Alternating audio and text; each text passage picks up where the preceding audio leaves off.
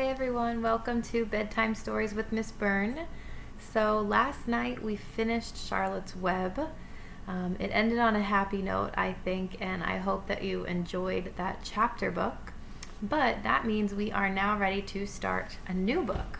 So I don't have too many books home with me. Most of them are back in the classroom. But there is a new book that I purchased since being home. And it reminds me a little bit of Junie B. Jones. So I decided to go ahead and go with that one for our next story. And if you were a fan of Junie B. Jones earlier, I think you might like this one too. So the book that I'll be reading next is called Clementine. All right. And the first chapter is sort of long, so I'm going to go ahead and get right into it so we don't take too long on our story tonight. This is called Clementine by Sara Pennypacker.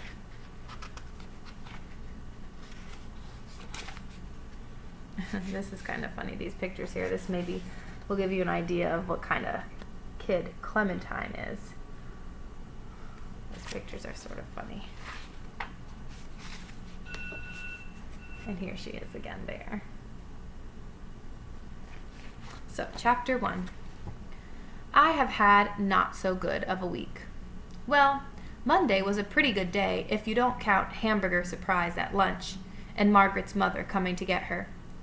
Or the stuff that happened in the principal's office when I got sent there to explain that Margaret's hair was not my fault, and besides, she looks pretty okay without it. But I couldn't because Principal Rice was gone trying to calm down Margaret's mother. Someone should tell you not to answer the phone in the principal's office, if that's a rule. Okay, fine. Monday was not so good of a day. Which was a surprise, because it started off with 2 lucky signs, which fooled me. First, there were exactly enough banana slices in my cereal, 1 for every spoonful. Then, as soon as I got to school, my teacher said, "The following students are excused from journal writing so they can go to the art room to work on their Welcome to the Future projects." And I was one of the following students. So instead of having to think up things to write in my journal, which I hate, I got to glue and paint stuff, which I love. Margaret was in the art room too. When I sat down next to her, she threw herself across the Princess from the Future mask she was gluing sparkles onto. "Remember the rules," she warned. Margaret is in 4th grade, and I am in 3rd. She thinks that makes her the boss of me. I hate Margaret's rules. "You can't touch my stuff," she said, which she always says. "Why?" I said, which I always say. "Because it's the rule," Margaret said, which she always says. "Why?" I said. "Because you can't touch my stuff," she said. And then I pointed out the window, which wasn't exactly lying because I didn't say there was something out there. Here's Margaret, bossing her around.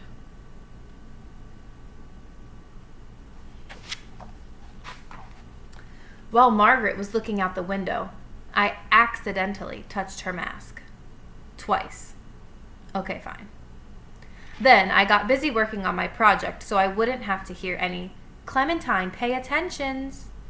Except I did anyway, which was unfair because each time I was the only person in the whole art room who was paying attention.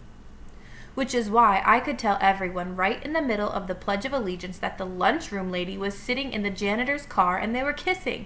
Again! No one else saw this disgusting scene because no one else was paying attention out the window. And after that, when it was my turn to pass around the stapler, I could tell everyone that the art teacher's scarf had an egg stain on it that looked, if you squinted, exactly like a pelican, which nobody else had noticed. "Clementine, you need to pay attention," the art teacher said one more time. And just like the other times, I was paying attention. I was paying attention to Margaret's empty seat. Margaret had been excused to go to the girls' room, and when she left, she had scrunched up don't cry eyes and a pressed down don't cry mouth. And she had been gone a really long time, even for Margaret, who washes her hands 1 finger at a time. I need to go to the girls' room, I told my teacher. And that's where Margaret was, all right, curled up under the sink with her head on her knees. Margaret, I gasped. You're sitting on the floor. Margaret hitched herself over to the side a little so I could see. She'd placed a germ-protective layer of paper towels under her. Still, I said, what's the matter? Margaret pressed her head down harder into her knees, which were all shiny with tears. She pointed up. Lying on the sink next to a pair of do-not-remove-from-the-art-room scissors was a chunk of straight brown hair. Uh-oh. Come out, Margaret, I said. Let me see. Margaret shook her head. I'm not coming out until it's grown back. Well, I think I see a germ crawling up your dress. Margaret jumped out from under the sink. She looked at herself in the mirror and began to cry again. I got glue in my hair, she sobbed. I was just trying to cut it out. Margaret's hair was halfway down her back long. It was hard not to notice that the whole part over her left ear was missing. That's what she did.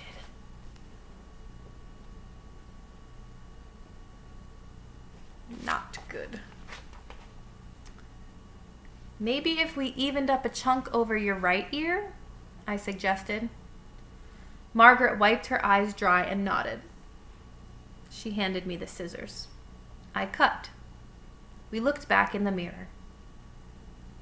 It's like bangs. I tried to cheer her up. Sort of. Except bangs are in your front hair, not the sides, Margaret reminded me.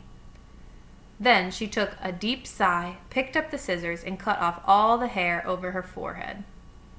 Now, the front half of her hair was all chopped off, and the back half was long and straight and shiny.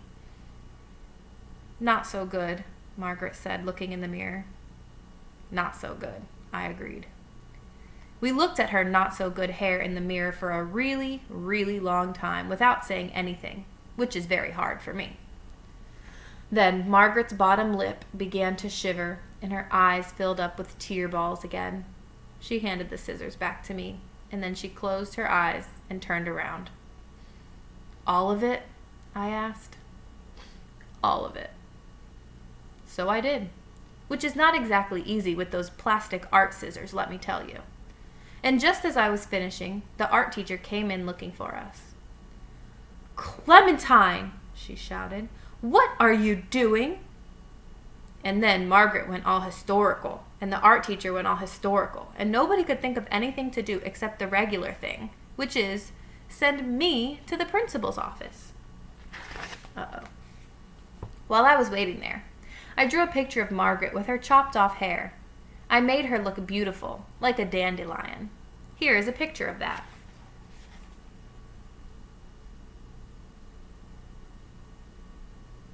What do you guys think?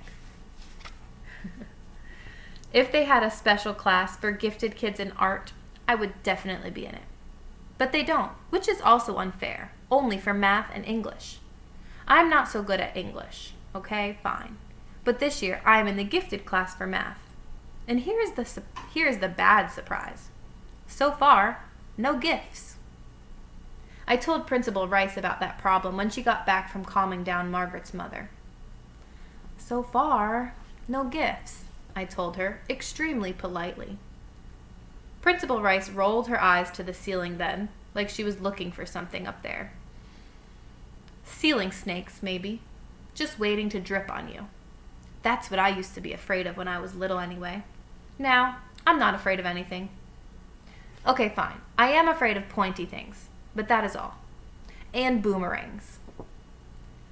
Clementine, you need to pay attention, said Principal Rice. We need to discuss Margaret's hair. What are you doing on the floor? Helping you look for ceiling snakes, I reminded her. Ceiling snakes? What ceiling snakes? She asked. See what I mean? Me paying attention. Everybody else, not. I'm amazed they let someone with this problem be the boss of a school. All right now, Clementine, Principal Rice said in her "I'm trying to be patient, but it's getting harder" voice. "Why did you cut off Margaret's hair?"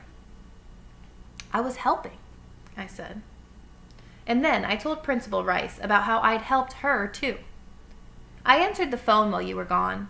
I ordered some new school pets, and I told the gym teacher we are never going to play dodgeball again, and I made 2 appointments for you.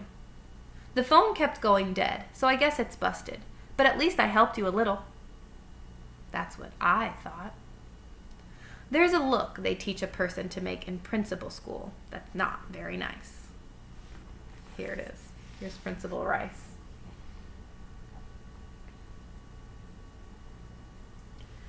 Clementine is right. Her Monday is not off to a good start. So that is the end of chapter 1. Things got exciting right away. She cut all of Margaret's hair off. So tomorrow night we will read chapter 2 and see if things get a little better for Clementine. Have a good night, everyone.